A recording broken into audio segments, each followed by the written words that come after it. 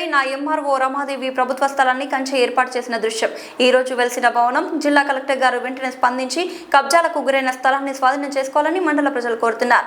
మండల కేంద్రంలోని తహసీల్దార్ కార్యాలయానికి ఆనుకొని ఉన్న కోట్ల రూపాయల ప్రభుత్వ భూములను దర్జాగా కబ్జాకు గురవుతుంటే అరికట్టాల్సిన రెవెన్యూ అధికారులు ఉన్నట్టా లేనట్టా అని మండల ప్రజలు ప్రశ్నిస్తున్నారు.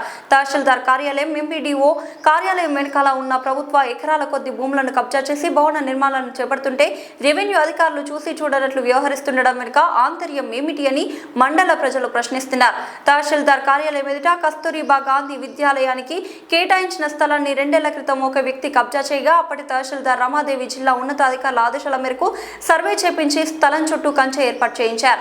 ఆ స్థలం చుట్టూ కంచెను తొలగించి ఒక వ్యక్తి ఆక్రమించుకొని ఇంటి నిర్మాణం చేపట్టినా అధికారులు పట్టించుకోకుండా నిర్లక్ష్యంగా వ్యవహరిస్తున్నారని ప్రజలు ఆరోపిస్తున్నారు. ఈ విషయంపై తక్షణమే రెవెన్యూ అధికారులు స్పందించి అక్రమ కట్టడాలను అడ్డుకొని కబ్జా చేసిన భూములను స్వాధీనం చేసుకోవాలని, లేకుంటే జిల్లా కలెక్టర్కు పూర్తి ఆధారాలతో ఫిర్యాదు చేస్తామని హెచ్చరిస్తున్నారు. రోడ్ నుంచి అక్కడ 33 మీటర్స్ ఇక్కడ అక్కడ ఆ బిల్డింగ్ ఉంది కదా సార్, ఆ బిల్డింగ్కి ఆ బిల్డింగ్ మధ్యలో అయితే అంత లేదు. ఇది బిల్డింగ్ ఉంది సార్, గవర్నమెంట్ బిల్డింగ్. ఏ రోడ్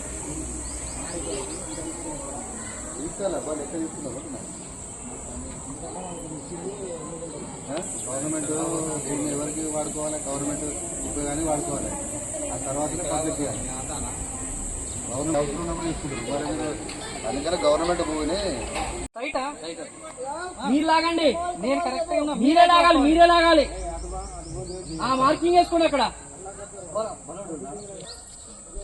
నల్ల పైప్